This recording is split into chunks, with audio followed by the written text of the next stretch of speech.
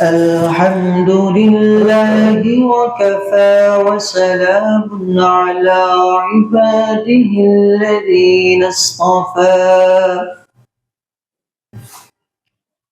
أما بعد فأعوذ بالله من الشيطان الرجيم بسم الله الرحمن الرحيم سبحان الذي أسرى بعبده ليلا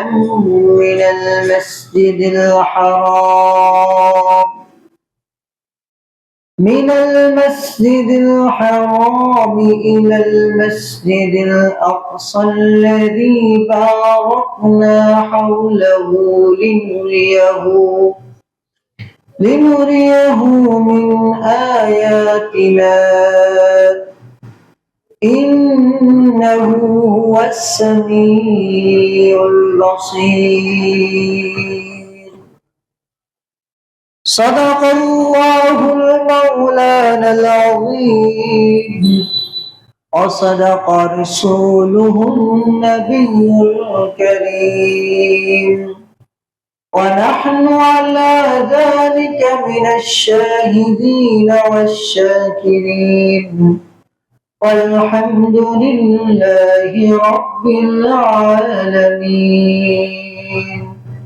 সকলে দুরূদ শরীফ পড়ি আল্লাহুম্মা সাল্লি আলা মুহাম্মাদ ওয়া আলা আলি মুহাম্মাদ কামা সাল্লাইতা আলা ইব্রাহিম ওয়া আলা আলি ইব্রাহিম ইন্নাকা হামিদুম মাজিদ আল্লাহুম্মা বারিক আলা মুহাম্মাদ وعلى آل محمد كما باركت على إبراهيم وعلى آل إبراهيم إنك حميد مجيد الحمد لله الله جل شانه দরবারে লাখ কোটি শুকরিয়া যে আল্লাহ জাল্লা শানুহু আমাদেরকে দয়া করে ইহসান করে শাবান মাসের প্রথম জুমায় জামে মসজিদে আসার তৌফিক দিয়েছেন। এজন্য অন্তর খুলে আল্লাহ পাকের শুকর আদায় করি আলহামদুলিল্লাহ।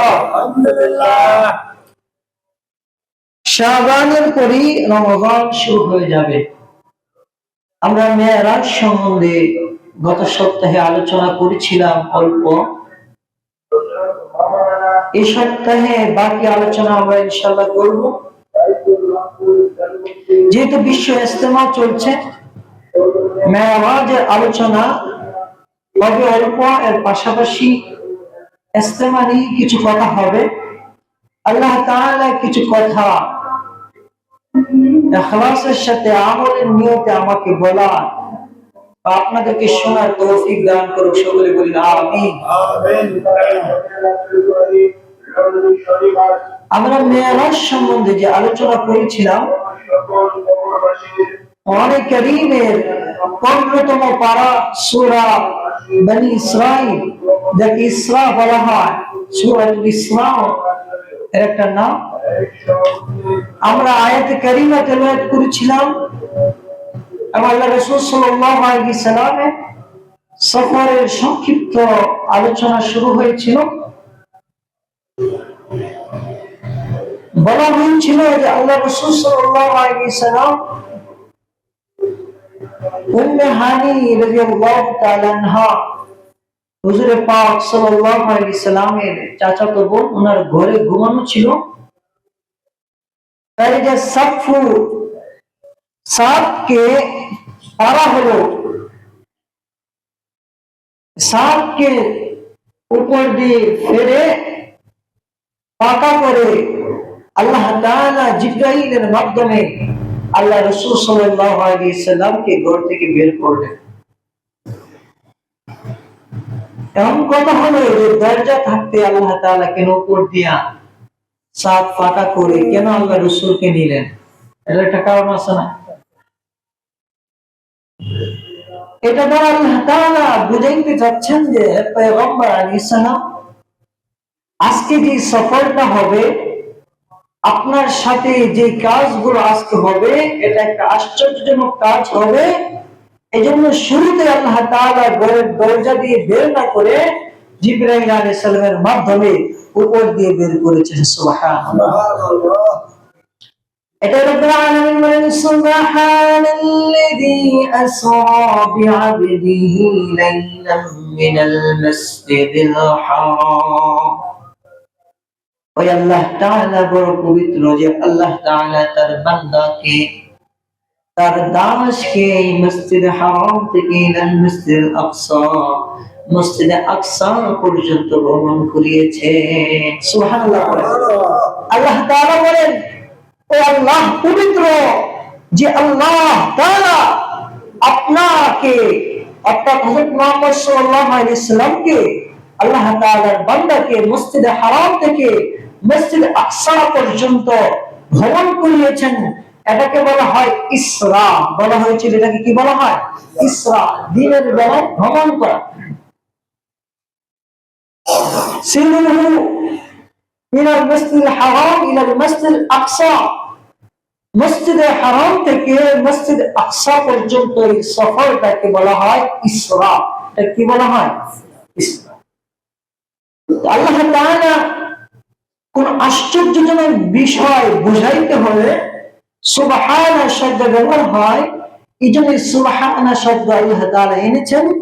আব্দুল শব্দ কেন এনেছেন এটা বলেছি। লাইলান শব্দ আব্দুল ইসরা দ্বারা দিনের বেলা সফর বুঝাইছেন। সুবহানাল্লাযী আসরা বিআবদিহি লাইলাম মিনাল মাসজিদিল হারাম। আল্লাহ তাআলা পবিত্র যিনি তার বান্দাকে মসজিদে হারাম থেকে মসজিদে আকসা পর্যন্ত ভ্রমণ করেছেন। লাইলান শব্দটা নাকারা। আরবি ভাষায় গ্রামারে এই লাইলা শব্দটাকে বলা হয় নাকেরা। একটা হলো মারিফা আর একটা হলো নাকেরা। মারিফা বলা হয় যে জিনিসটা নির্দিষ্ট বাচক হয়ে যায়, নাকেরা অনির্দিষ্ট জিনিসকে বোঝানো হয়। নাকেরা আর মারিফা এটা সংখ্যা, এটা পুরোপুরি ভাবে আপনারা বুঝবেন না। নাহু সরফের যারা এলেন শিক্ষা করে মাদ্রাসার মধ্যে পড়ানো হয় নাকেরা কাকে বলা হয়, মারিফা কাকে বলা হয়। তো নাকেরা লাইলান শব্দটা এনে আল্লাহ তাআলা বুঝিয়েছেন যে আমি আমার পয়গম্বর মুহাম্মদ রাসূলুল্লাহ সাল্লাল্লাহু আলাইহি সাল্লামকে এই যে ভ্রমণ করেছি, ইসরা করেছি মসজিদে হারাম থেকে মসজিদ আকসা পর্যন্ত, মসজিদ আকসা থেকে বাইতুল মুকাদ্দাস থেকে আমি আল্লাহ তাআলা বাইতুল মামুর পর্যন্ত, তারপরে আমি আল্লাহ তাআলা একেবারে আরশে আজিম পর্যন্ত আমার রাসূলকে যে ভ্রমণ করিয়েছি, এই ভ্রমণ করাইতে আমি আল্লাহ তাআলা পুরা রাত সময় লাগে নাই। রাতের অল্প অংশের কিছু সময় আমি আল্লাহ তাআলা ব্যয় করেছি। সুবহানাল্লাহ। যেতটুকু ভ্রমণ মসজিদে হারাম থেকে মসজিদ আকসা পর্যন্ত, এই সময় মসজিদে হারাম থেকে মসজিদ আকসা সফর করতে পাই 3 থেকে 6 মাস সময় লেগে যেত। এই সফর মসজিদ আকসা থেকে প্রথম আসমান, দ্বিতীয় আসমান, সপ্তম আসমান, এরকম মানে আমি আল্লাহ তাআলা আরশে আজিম পর্যন্ত আমার রাসূলকে ভ্রমণ করেছি। এই যে ভ্রমণ হয়েছে, এই ভ্রমণ করতে পুরা রাত বের হয় নাই। লাইলান পুরা রাতের একটা অংশে আমি আল্লাহ আমার পয়গম্বরকে ভ্রমণ করেছি। আল্লাহ আল্লাহ পারেন কি পারেন না? এটা রব্বুল আলামিন সুবহানাল্লাযী আসরা বিআবদিহি লাইলাম মিনাল মাসজিদিল হারাম ইলাল মাসজিদিল আকসা।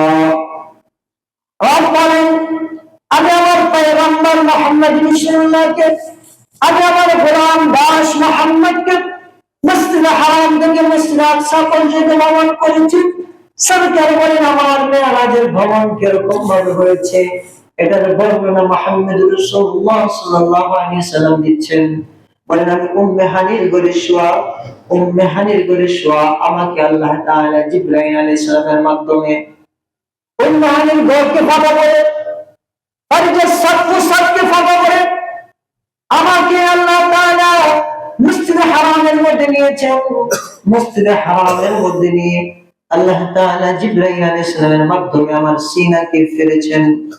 সিনাকে ফেরে সিনা সাফ করে ইলম ও হিকমত দিয়ে সিনাকে স্বর্ণের রূপার পাত্র আনা হয়েছে। ওই পাত্রের মধ্যে আমার সিনাগুলোকে ইলম ও হিকমত দ্বারা ভরে দিয়ে জমজমের পানি দিয়ে ধুয়ে আবার এই সিনাকে আল্লাহ তাআলা আমার ভিতরে ভরে দিয়েছে। এই যে জমজমের পানি, এটা বড় দামি পানি। এই জন্য জমজমের পানি এটা সম্মান করা, কদর করা, ঘরে রাখা। হাজিরা আসলে হজ করে আসে, কি আনছে এই তালাশ থাকে, তার জন্য কি আনছে? জমজমের পানি। খিজুর আনলে এটা ভালো লাগে না, জমজমের পানি আনছে, এটা ঘরে রেখে দেন। এটা মহিলাদের পেট ব্যথা, ওই সময় খাবে, বাচ্চা প্রসব হয় না, কষ্ট হয়, ওই সময় যদি নিয়ত করে খায় আল্লাহ তাআলা আসানির সাথে বাচ্চাকে খালাস করে দেন। সুবহানাল্লাহ। এই জন্য ঘরে জমজমের পানি রাখা, মাঝে মধ্যে মিশিয়ে খাওয়া। এই জমজমের পানি খাওয়িয়ে জমজমের পানি দ্বারা আল্লাহ রাসূলের সিনাকে ভরে দিয়ে সিনার মধ্যে ইলম ও হিকমত দ্বারা ভরপুর করে আল্লাহর সাথে সাক্ষাৎকার হবে, সবর হবে। বলে দিয়ে আল্লাহ তাআলা আবার আল্লাহ রাসূলের সিনাকে ঠিক করে দিলেন। এখান থেকে সিনা সার্জারি করা হয়। আল্লাহ রাসূলের এই যে সিনা সাজ থেকে ডাক্তাররা গবেষণা করে এটা করেছেন। আল্লাহু আকবার। কোরআনের মধ্যে আল্লাহ তাআলা বান্দাদেরকে সব কিছু শিক্ষা দিয়েছেন। তারপরে সরকার বলেন, আমার সিনা সাজ হওয়ার পরে আমার সামনে একটা বাহন আনা হলো, যেটাকে বলা হয় বুরাক বলা হয়। এটা কিরকম বাহন? আল্লাহ রাসূল সাল্লাল্লাহু আলাইহি ওয়াসাল্লাম বলেন, যেটা গাধার থেকে ছোট, খচ্চরের থেকে বড়, এরকম একটা সাদা প্রাণী। ওই প্রাণীকে আমার সামনে আনা হলো। তার পাওয়ার কেমন? বুরাক শব্দটা হলো বারকুন থেকে, আরবি বারকুন অর্থ হলো বিজলি। আকাশের মধ্যে বিজলি দেয় না, এই চমক করে আওয়াজ হয়, এটাকে বারক। বিজলি যে বুরাক, বারকুন শব্দ থেকে আরবিটা আসছে, অর্থাৎ বিজলি নিয়ে তার গতি। আকাশের বিজলি যেরকম গতিতে অনেক দূরে চলে যায়, বুরাক এরকম যে তার দৃষ্টি যত দূর দূরে যায় সে এক কদমে এত দূর দূরে যেতে পারে। বিজলি নিয়ে তার গতি হয়। বিজলি দেয় এক সেকেন্ডের মধ্যে দেখা যায়, ছায়া দেখা যায় না, বেশি দেরি হয় না, এক সেকেন্ডের মধ্যে একটা বিজলি হয়। আবার মানে বুরাক এরকম বিজলি নেই তার গতি। এই জন্য বারকুন থেকে বুরাক, এটা সাদা একটা পানি। আল্লাহ রাসূল আমার সামনে আনা হলো। আনার পরে বুরাকটা প্রথমত বুরাকটা উত্তেজিত ছিল। জিবরাইল আলাইহিস সালাম এই বুরাককে ধরে বলে, বুরাক তুমি কি জানো তোমার বুকে আজকে কিসর হবে? তোমার বুকে সরকার আলম মুহাম্মদ রাসূলুল্লাহ সওয়ার হবে। আল্লাহ রাসূলের সাফাত বুরাকের কথা শোনার পরে বুরাকের চোখ দিয়ে পানি ঝরতেছে, কান্না শুরু করলেন যে আমি কি করলাম, সরকারের সাথে বেয়াদবি হয়ে যায় কিনা। আল্লাহ রাসূল বুরাকের মধ্যে উঠেন, সফর শুরু করলেন মসজিদে হারাম থেকে মসজিদে আকসা। মসজিদে আকসা হলো বাইতুল মুকাদ্দাস, বাইতুল মাকদিস, যেটা ফিলিস্তিনের মধ্যে, জেরুজালেমের মধ্যে। এই বাইতুল মাকদিস পর্যন্ত আল্লাহ রাসূল সাল্লাল্লাহু আলাইহি সাল্লাম যে সফর করেছেন এটাকে বলে ইসরা। এটা কি বলা হয়? ইসরা। এটাকে যদি কেউ অস্বীকার করে সে কাফের হয়ে যাবে। কোরআন দ্বারা এটা সাবিত। যদি কেউ আল্লাহ রাসূলের এই ইসরাকে অস্বীকার করে সে কি? কাফের, আর ঈমান থাকবে না। আল্লাহ রাসূল সাল্লাল্লাহু আলাইহি সাল্লাম মসজিদে হারাম থেকে মসজিদে আকসা পর্যন্ত ভ্রমণ করলেন। ওইখানে গিয়া আল্লাহ রাসূল সাল্লাল্লাহু আলাইহি সাল্লাম বসলেন। জিবরাইল আলাইহিস সালাম বুরাকটাকে একটা পাথরের মধ্যে সিদ্ধ করে বাঁধলেন। আল্লাহ রাসূল বললেন, আদম থেকে ঈসা আলাইহিস সালাম পর্যন্ত যত পয়গম্বর আলাইহিস সালামরা পৃথিবীর বুকে আগমন করেছে, সমস্ত পয়গম্বরদের সওয়ারি এই পাথরের মধ্যে বেঁধে ওনারা মসজিদে আকসার মধ্যে প্রবেশ করেছে। সুবহানাল্লাহ। এই মসজিদে আকসার মধ্যে আল্লাহর সুযোগ নেই। আল্লাহ রাসূল মসজিদে আকসার মধ্যে প্রবেশ করার পর সমস্ত নবী আলাইহিস সালাম মসজিদে আকসার মধ্যে একেবারে আদম আলাইহিস সালাম থেকে নিয়ে ঈসা রূহুল্লাহ পর্যন্ত যত পয়গম্বররা পৃথিবীর মধ্যে এসেছে সমস্ত পয়গম্বররা মসজিদে আকসার মধ্যে উপস্থিত। এখানে নফল নামাজ হবে, সমস্ত পয়গম্বররা নফল নামাজ পড়বে, নফল নামাজের ইমামতি কে করবে? ইমামতি করার জন্য জিবরাইল আলাইহিস সালাম আমার নবীকে সবার আগে আগে সামনে বাড়িয়ে দিলেন। আমার নবীকে ইমামতির জন্য আগে বাড়িয়ে দিলেন। এই জন্য তিনি বলেছেন ইমামুল মুরসালিন আল আখিরিন আখিরামদ ওয়াদ ফখরুল আউয়ালিন। আমার নবী হলেন সমস্ত নবীদের ইমাম, তিনি সমস্ত নবীদের ইমাম। এই ইমামের মর্যাদা আল্লাহ তাআলা দিয়েছেন মেরাজের রাত্রিতে। মেরাজের সময় রাসূল সাল্লাল্লাহু আলাইহি ওয়াসাল্লাম সবার শেষে এসেছেন, কিন্তু সমস্ত নবীদের গর্ব ফখর, সমস্ত নবীদের ইমাম সরকার দু আলম মুহাম্মদ রাসূলুল্লাহ ইমামতিতে সমস্ত নবীরা নফল নামাজ পড়লেন। আল্লাহু আকবার। ইমামতিতে নামাজ পড়ার পরে রাসূল বলেন জিবরাইল আমার সামনে দুইটা পাত্র আনলেন, আয়না রাখলেন। একটা হলো মদের পাত্র, আরেকটা হলো দুধের পাত্র। দুইটা পাত্র আয়না আমার সামনে রাখলেন, বললেন ইয়া রাসূলুল্লাহ সাল্লাল্লাহু আলাইহি সাল্লাম আপনি এখান থেকে যেটা চয়েস হয় আপনি গ্রহণ করেন।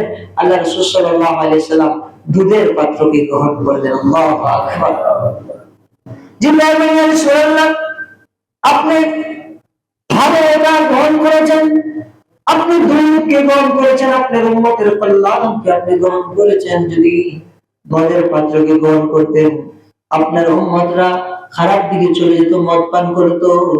আল্লাহ রাসূল সাল্লাল্লাহু আলাইহি ওয়াসাল্লাম এই দুধের পাত্রকে গ্রহণ করলেন। জিবরাইল আলাইহিস সালাম ইয়া রাসূলুল্লাহ এখন উপরের দিকে উর্ধ্বজগতে সফর হবে মেরাজ। এতক্ষণ যেটা বললাম এটাকে বলা হয় ইসরা। এটা কি বলা হয়? এখন মেরাজ হবে। মেরাজ জ্ঞান উর্ধ্বজগতে ভ্রমণ হবে। আল্লাহ রাসূল সাল্লাল্লাহু আলাইহি সাল্লামকে জিবরাইল এটার ব্যাপারে দুইটা, একটা হলো যে আসমান থেকে আল্লাহ তাআলা সিঁড়ির ব্যবস্থা করে দিয়েছেন। ওই সিঁড়ির মধ্যে আল্লাহ রাসূল দাঁড়িয়েছেন লিফটের সিস্টেমে। আল্লাহ তাআলা আল্লাহ রাসূলকে আকাশের দিকে তুলে নিয়েছে। সুবহানাল্লাহ। এখন উর্ধ্বজগতে ভ্রমণ, আল্লাহ রাসূল জিবরাইল আলাইহিস সালামের সাথে উর্ধ্বজগতে রওনা দিয়ে দিয়েছেন। যখন প্রথম আসমানে গেলেন, প্রথম আসমানে গিয়ে তার দরজার মধ্যে যখন আল্লাহ রাসূল সাল্লাল্লাহু আলাইহি ওয়াসাল্লাম দরজার মধ্যে নক করলেন, প্রথম আসমানের যে ফেরেশতা তার নাম ইসমাঈল। প্রথম আসমানে যে ফেরেশতা দাওয়াত তার নাম কি? ইসমাঈল। সে বলল জিবরাইলকে মান হাযা রাজুল, এই লোককে আপনার সাথে?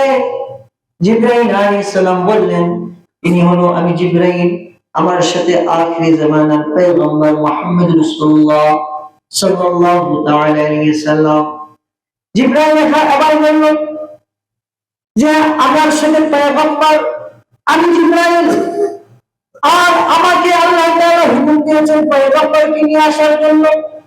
এখানে একটা বিষয় লক্ষ্য করতে হবে, পৃথিবীর মধ্যে যত ফেরেশতারা আছে সমস্ত ফেরেশতাদের সরদারকে হযরত জিবরাইল আলাইহিস সালাম। সমস্ত ফেরেশতাদের নেতা, সরদার, লিডার কে? জিবরাইল আলাইহিস সালাম। সবচেয়ে শ্রেষ্ঠ নেতা জিবরাইল, সমস্ত ফেরেশতাদের লিডার। সে আসমানে প্রবেশ করবে, অনুমতি চাচ্ছে। তার কি অনুমতির কোনো দরকার আছে? এবং তার সাথে যিনি আছে তিনি তো আল্লাহর পরে তার স্থান। সুবহানাল্লাহ। যার স্থান আল্লাহর পরে, জিবরাইল আলাইহিস সালাম তো আল্লাহর রাসূলের আর কত পরে, আল্লাহর পরে যার মর্যাদা সরকার আলম মুহাম্মদ রাসূলুল্লাহ সাল্লাল্লাহু আলাইহি ওয়াসাল্লাম পয়গম্বরের সাথে জিবরাইলের সাথে, তারপরেও কেন আসমানে প্রবেশ করার জন্য অনুমতি চাইলেন? এখানে তো অনুমতির কোনো দরকার ছিল না। অনুমতির দরকার ছিল না, কারণ আল্লাহর পরে যার মর্যাদা এরকম একজন লোক এবং সমস্ত ফেরেশতাদের সরদার নেতা যে সে আছে, অনুমতির কি দরকার? এটা তো আল্লাহ তাআলা বুঝাইছেন। শোনো, তোমরা যখন কার ঘরে প্রবেশ করবা, তুমি যত বড় নেতাই হও, অনুমতি ছাড়া প্রবেশ করা যাবে? অনুমতি ছাড়া ঘরে প্রবেশ করা যাবে? ঘরের নেতা আগে যায় ঘরে কি সালাম দিতে হবে? সালাম দিতে হবে, আসসালামু আলাইকুম ওয়া রাহমাতুল্লাহ। কারণ ঘরের মধ্যে আপনার স্ত্রী আছে, মেয়ে আছে, সন্তান। মহিলারা ঘরের মধ্যে অনেক সময় শরীরে কাপড় থাকে না, ওড়না থাকে না, অনেক সময় অনেক জায়গায় কাপড় চোপড় থাকে না, ঘরের মধ্যে তারা ঘরের পরিবেশে থাকে। হঠাৎ করে ভুলে গেলেন আপনার মেয়ে দেখার অবস্থায় ছিল, অন্য হালতে ছিল। এই জন্য আল্লাহ তাআলা শিক্ষা দিচ্ছেন, তুমি যত বড় নেতাই হোক না কেন, তোমার অধীনে যারাই থাকুক না কেন, যখন তুমি তাদের কাছে যাইবা, তুমি ওই ঘরে ঢোকার সময় অনুমতি নিয়ে ঘরে প্রবেশ করবে। আল্লাহু আকবার। অনুমতি ছাড়া ঘরে মারবেন? আমি তো মানি, তাহলে অনুমতি কি দরকার আছে? ঘরের মালিক আমি, স্ত্রীর মালিক আমি, সন্তানের মালিক আমি, আমার অনুমতি দরকার আছে? ফ্যাক্টরির মালিক আমি, গার্মেন্টসের মালিক আমি, আমার অনুমতি দরকার আছে আমার অফিসে? না। আদম হলো, তুমি যত বড়ই মালিক হও না কেন, যখন সেখানে কোনো কর্মচারী থাকবে, প্রবেশ করার আগে তাদের অনুমতি নেওয়া। সুবহানাল্লাহ। এটা আল্লাহ শিক্ষা দিয়েছেন যে আমি জিবরাইলের মাধ্যমে পয়গম্বর আলাইহিস সালাম, জিবরাইল সমস্ত ফেরেশতাদের সরদার, পয়গম্বর আলাইহিস সালামের মর্যাদা আমি আল্লাহর পরে, তারপরে পয়গম্বর অনুমতি নিয়ে প্রথম আসমানে প্রবেশ করলেন। প্রথম আসমানে প্রবেশ করার পর পয়গম্বর আলাইহিস সালাম বলেন, প্রথম আসমানে আমার আদম আলাইহিস সালামের সাথে সাক্ষাৎ হয়ে যায়। আল্লাহু আকবার। আদম আলাইহিস সালামকে দেখার পর আদম আলাইহিস সালামকে আমি সালাম দিলাম। আদম আলাইহিস সালাম বললেন, আসসালামু আলাইকুম ইয়া জিবরিল, ও আমার সন্তান, তোমার উপর আল্লাহর শান্তি বর্ষণ হোক। আদম আলাইহিস সালাম আমার জন্য দোয়া করলেন, আমার জন্য কল্যাণের দোয়া করলেন। আমি আদম আলাইহিস সালামের ডানে বামে তখন তাকাইলাম, দেখলাম আদম আলাইহিস সালামের ডানে অনেকগুলো মানুষ, বাম দিকে অনেকগুলো মানুষ। আমি আদম আলাইহিস সালামকে দেখলাম, যখন আদম আলাইহিস সালাম ডান দিকে তাকায়, তখন আদম আলাইহিস সালাম হাসে, মুস্কি মুস্কি হাসে। আল্লাহু আকবার। ডানে তাকায় তো মুস্কি মুস্কি হাসে, বামে তাকায় আদম কাঁদে, ডানে তাকায় হাসে, আবার বামে তাকায় কাঁদে।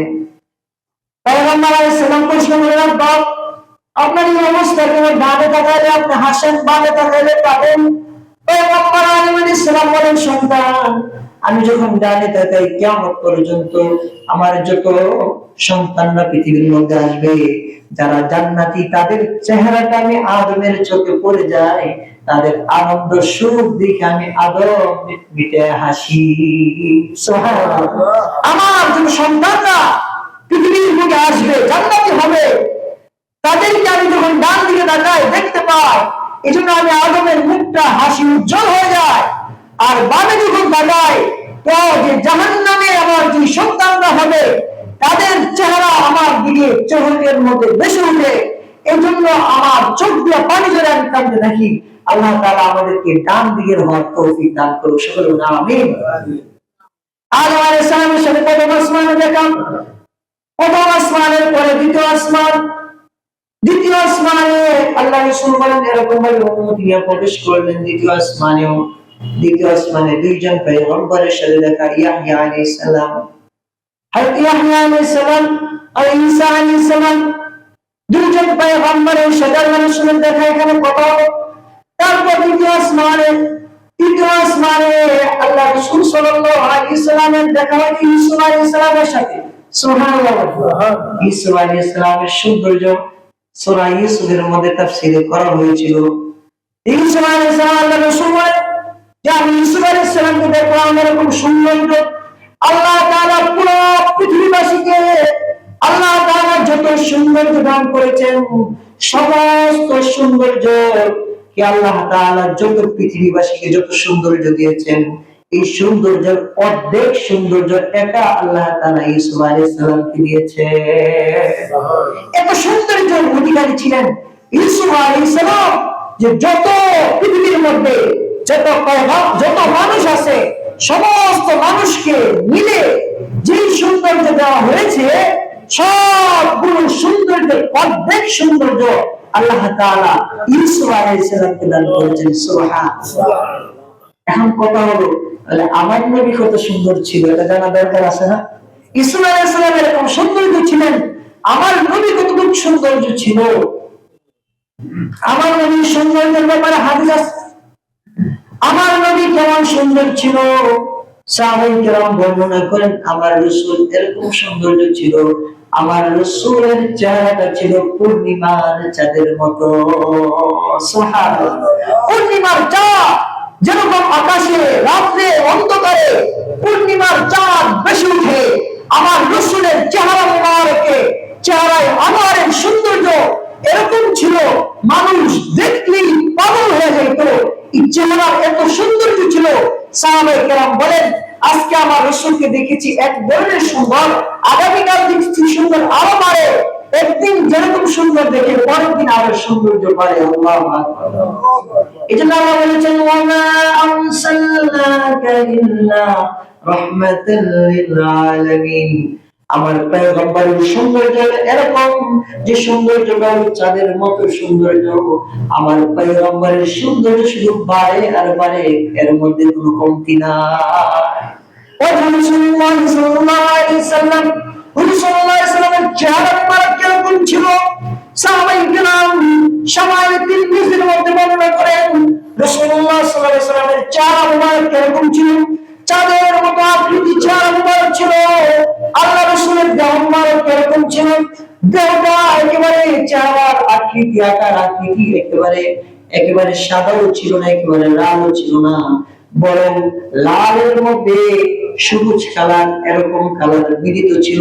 যে চেহারা দেখলেই, আল্লাহ রাসূলের চেহারা দেখলেই মানুষ মহব্বতে পড়ে যেত। এরকম সৌন্দর্য চেহারা ছিল, একেবারে সাদাও না, বরং হালকা লালে সবুজ, এর মধ্যে নীলা আল্লাহ রাসূলের চেহারা মুবারক ছিল। সাহাবী বলেন, আমার রাসূলের চেহারা মুবারক কত সুন্দর ছিল। আমাদের আয়েশা রাদিয়াল্লাহু তাআলা থেকে বর্ণিত যে আমার রাসূলের চেহারা আল্লাহ এরকম ছিল। আমাদের আয়েশা রাদিয়াল্লাহু শামসুন লাকা শামসুন, যে পৃথিবীবাসীরা শুনে রাখো, তোমাদের জন্য একটা সূর্য আছে, আমি আয়েশার একটা সূর্য আছে। আল্লাহু আকবার। তোমাদের জন্য একটা সূর্য আছে, আমি আয়েশার জন্য সূর্য আছে। পৃথিবীবাসীর সূর্য উঠে সকালে, পৃথিবীবাসীর সূর্য উঠে কখন? সকালবেলা। আমি আয়েশার সূর্য উঠে এশারের পরে। সবার সূর্য উঠে সকালে, আর আমি আয়েশার সূর্য উঠে এশারের পরে। আল্লাহু আকবার।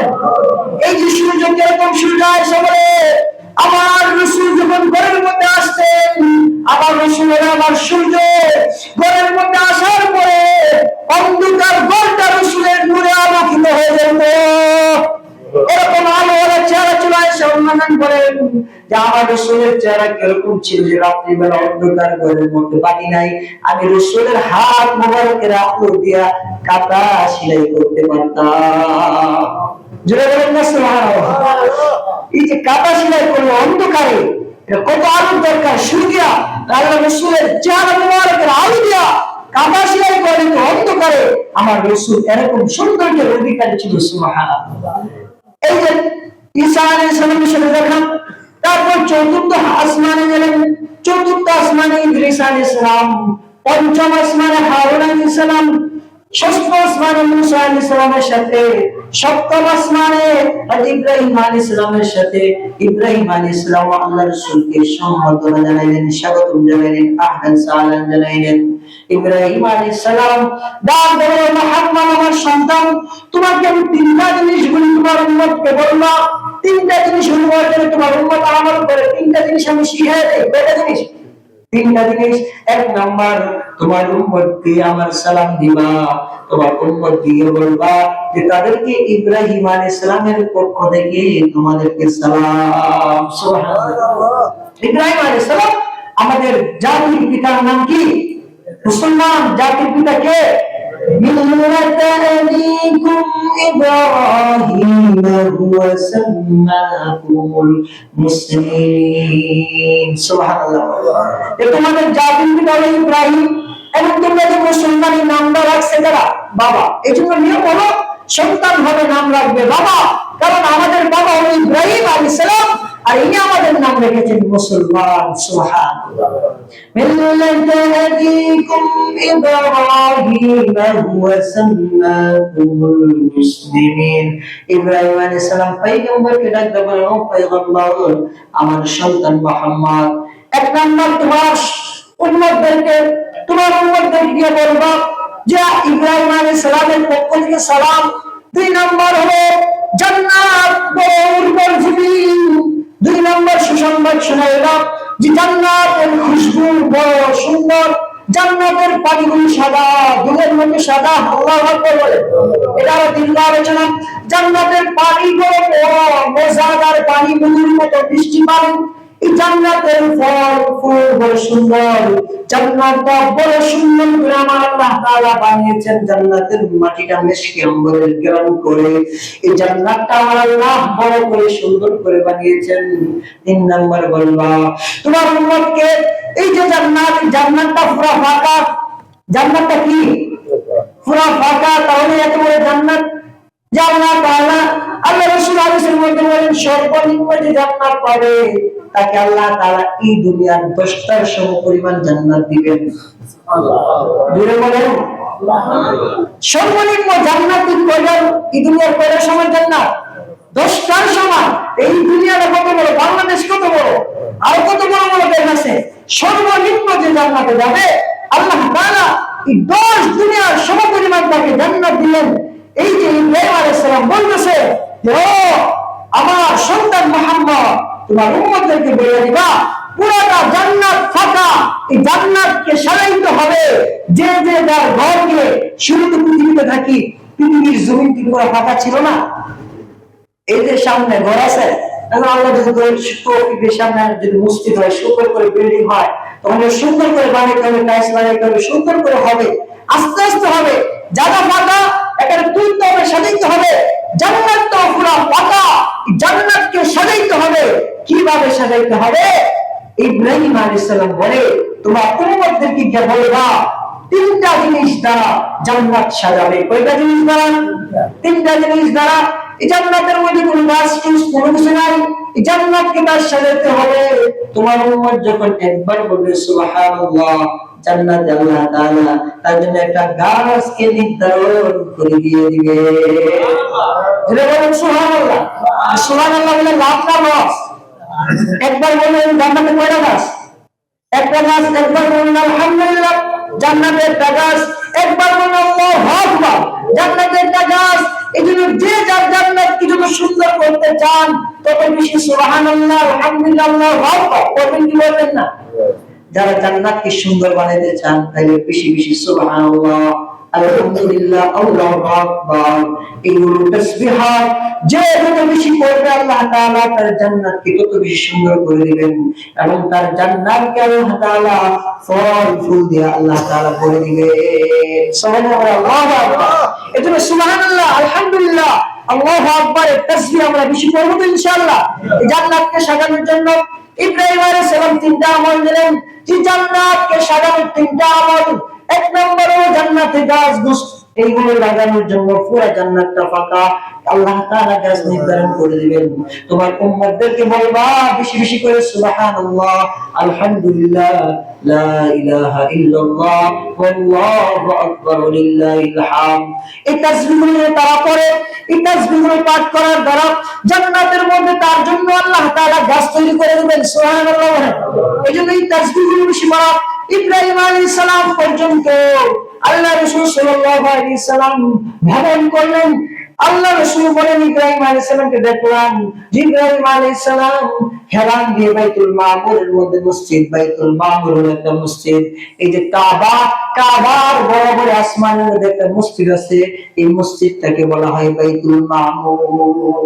পুরো আসমানের মাঝামাঝি, আল্লাহ তাআলার আরশ আজিমের মাঝামাঝি মসজিদে মামুর, বাইতুল মামুর এর বরাবরই কাবাকে আল্লাহ তাআলা পৃথিবীর মধ্যে আল্লাহ তাআলা নির্ধারণ করেছেন। এই বাইতুল মামুরের মধ্যে হেলান দিয়ে ইব্রাহিম আলাইহিস সালাম শুয়া ইব্রাহিম আলাইহিস সালাম দেখলেন, আল্লাহ রাসূল সাল্লাল্লাহু আলাইহি ওয়াসাল্লাম দেখলেন ছোট্ট ছোট্ট বাচ্চাদেরকে ইব্রাহিম আলাইহিস সালাম পড়াচ্ছে। সুবহানাল্লাহ। আল্লাহ রাসূল বলেন আব্বা এরা কারা? ইব্রাহিম আলাইহিস সালাম বলেন আমার সন্তান। এরা হলো সমস্ত বাচ্চারা যারা তার মার গর্ভে আসছে, মার আশা ছিল যে সন্তানটারে আলেম বানাইবো। আল্লাহু আকবার বলে। এরকম আশা থাকে না যে আমার সন্তানটা হইলে এর আলেম বানাবো, আমার সন্তানটা হইলে এর হাফেজ বানাবো, আমার সন্তান হইলে তার কারি বানাবো। কিন্তু এই সন্তান ছোটবেলা মারা গেছে। আল্লাহ তাআলা তাদের আশা পূরণ করার জন্য জান্নাতে ইব্রাহিম আলাইহিস সালামকে শিক্ষক বানায়া তাদেরকে আল্লাহ তাআলা জান্নাতে আলেম বানাবেন। সুবহানাল্লাহ। এজন্য নিয়ত করা, সন্তান হওয়ার পরে নিয়ত করা যে আল্লাহ আমার সন্তানকে আমি আলেম বানাবো, আমার সন্তানকে আমি হাফেজ বানাবো। নিয়তের দিনে আল্লাহ তাআলা বরকত দান করে। এজন্য বলে যে অনেকে আমাদের উস্তাদ যখন বুখারী পড়ছিলেন, তিরমিজির মধ্যে ঘন্টার মধ্যে হুজুর বলছিলেন, যার শুধু মেয়ে সন্তান হয়, তার ছেলে সন্তান হওয়ার আমল কি? শুধু মেয়ে হয়, মেয়ে হইতে হইতে হইতে হইতে বইরা গেছে, খালি মেয়ে হয়। আর কারো কারো আছে ছেলেই হয়, ছেলে হয়, মেয়ে হয় না। মেয়ে কিভাবে হইব, ছেলে কিভাবে হইবে, একটা আমল বলে দিয়েছি। যখন মনে হয় আসলো বলে দিই। হুজুর বলেন যে যার শুধু ছেলে হয়, ছেলে হয়, মেয়ে হয় না, আবার কারো শুধু মেয়ে হয়, মেয়ে হয়, ছেলে হয় না, তাহলে তোমরা কি করবা? আমল হলো যে বাচ্চা যখন পেটে আসে, সন্তান পেটে আসার সাথে সাথে সে তার নামটা রাখবে যে আল্লাহ আমার স্ত্রীর গর্ভে যে সন্তান দিয়েছে তার নাম আমি রাখলাম হাসান বা হুসাইন। সুবহানাল্লাহ। এই নাম রাখলে এই নামের বরকতে আল্লাহ তাআলা তাকে ছেলে সন্তান দান করবেন। এইজন্য নিয়ত করা, নিয়তের গুণে আল্লাহ তাআলা বরকত দেয়। আসলে ছেলে হইতাছে, এর নাম রাখবেন আল্লাহ আমার স্ত্রীর গর্ভে যে সন্তানটা আছে তার নামটা আমি ফাতেমা রাখলাম। এই নামের উসিলায় আমাকে একটা মেয়ে দান করেন, ইনশাআল্লাহ আল্লাহ তাআলা গর্ভের সন্তানকে কন্যা দান করবেন। এই যে নিয়তের গুণে বরকত হয়। এই ছোট্ট বাচ্চা যারা থাকে, যদি বাবা মা ছোট্টবেলা নিয়ত করে যে আমার সন্তানকে আলেম বানাবো, হাফেজ কোরআন বানাবো, যদিও না বানাইতে পারে, মারা যায়, মারা গেলে আল্লাহ তাআলা তার নিয়তকে জান্নাতে পুরা করবেন। আল্লাহু আকবার। এজন্য আমরা নেক কাজে নিয়ত করব তো ইনশাআল্লাহ। এই যে ইস্তেমা আসছে, ইস্তেমা শুরু হয়ে গেছে। ইস্তেমা, বিশ্ব ইস্তেমা, যেটা পুরা বিশ্ববাসীদের জন্য রহমত, আমাদের বাংলাদেশের জন্য রহমত, যেটাকে বিশ্বের মধ্যে একটা বড় একটা গণমাধ্যম, জমায়েতের মাধ্যম বলা হয়, যেখানে লক্ষ লক্ষ মানুষ একসাথে জামাতের সাথে নামাজ পড়ে। ইস্তেমা আমাদের জন্য রহমত না গজব? রহমত না? এই যে এত বড় রহমত আল্লাহ তাআলা আমাদের জন্য রাখছেন। নিয়ম হলো যেই ব্যক্তি নিয়ামতের কদর করে আল্লাহ তাআলা নিয়ামত বাড়ায় দেয়, আর যে নিয়ামতের কদর করে না, ইন শাকারতুম লা যিদান্নাকুম, আমার আল্লাহ আমি যে নিয়ামত তোমাকে দিয়েছি এই নিয়ামতের কদর করবা, আমি আল্লাহ নিয়ামত বাড়ায় দিব। ওয়ালা ইন কাফারতুম ইন্না আযাবি লাশাদীদ, আর আমার নিয়ামতের অশুকরিয়া করবা, আমি আল্লাহ নিয়ামত ছিনিয়ে নেব। এই ইস্তেমা আমাদের জন্য বিশাল বড় রহমত, এবং এই ইস্তেমার মাধ্যমে পুরা বিশ্বের মধ্যে দিন প্রচার প্রসার হবে। দিন মানুষকে, আল্লাহ বলা মানুষগুলোকে আল্লাহর দিকে ডাকবে। এখানে যা দোয়া করলে এতগুলো মানুষ দোয়া করবে, এর মধ্যে তো একজন আল্লাহওয়ালা থাকবেই। তাদের দোয়ার উসিলায় আল্লাহ আমার দোয়া কবুল করতে পারেন। এই জন্য আমরা কারা কারা ইস্তেমায় যাওয়ার নিয়ত করতে পারি ইনশাআল্লাহ? নিয়ত কার কার আছে ইনশাআল্লাহ? আর 3 দিন না করেন, একদিন গিয়ে দোয়া করে নেবেন।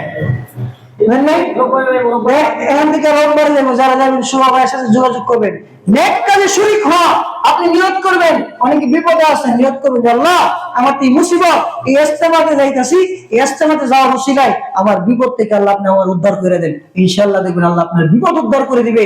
সন্তানের বিবাহ হয় না, মেয়ের বিবাহ হয় না, নিয়ত করেন যে আল্লাহ দিনের কাজে যাইতাছি, এর উসিলা আমার মেয়ের বিবাহ করে দেন। দেখবেন আপনি গিয়ে আইছেন, আওয়ার পরে দিবেন বিয়ার ব্যবস্থা ইনশাআল্লাহ হয়ে গেছে। আমরা নিয়ম জানি না, এই জন্য আলেম ওলামাদের সোহবতে এসে নিয়ম জানা। এই জন্য আমরা নিয়ত করতে পারবো ইনশাআল্লাহ 3 দিনের জন্য যাবো ইনশাআল্লাহ। হিম্মত করলে এই যে এই যে নিয়ত করছে আল্লাহ তাআলা তারে আলেম বানাইছে, নিয়ত করলে আপনার একটা নেকি। আপনি যাইতে না পারেন, নিয়ত করেন, আল্লাহ আপনাকে নেকি দিয়ে দিবে। এই জন্য আমরা নিয়ত করি ইনশাআল্লাহ। আচ্ছা, যারা যাবেন সুমা ভাইয়ের কাছে নাম লেখাইবেন, অনেক বড় ফায়দা। এই যে আমাদের তো তৌফিক নেই হজে যাওয়া, বাকি ওইখানে গিয়ে কান্নাকাটি দোয়া করবেন যে আল্লাহ আমাদেরকে হজে যাওয়ার ব্যবস্থা করে দিন। এখানে এসেছি, এই যে হজের মধ্যে কত মানুষ হয়, এরপরে হজের পরে মানে এত বড় জমায়েত খুবই কম হয়। ইসলামের মধ্যে, বাংলাদেশের মধ্যে, বিশ্বের মধ্যে বেশি জমায়েত হয়। এতগুলো মানুষ গিয়ে একসাথে দেখা, এত আলেম ওলামা আল্লাহ ওয়ালাদেরকে দেখা, এটা একটা ভাগ্যের ব্যাপার। 3 দিন না যেতে পারেন, একদিন গিয়ে সুক্তি হয়ে যায়, কি বলেন? একদিন গিয়ে সুক্তি দেওয়া আনবে না, তাও তো খেতে পারেন যে আল্লাহ আমি উপস্থিত হয়েছি। আল্লাহ আমাদের সবাইকে আমল করার তৌফিক দান করুন। মেরাজের আলোচনা পুরো আলোচনা করা গেল না।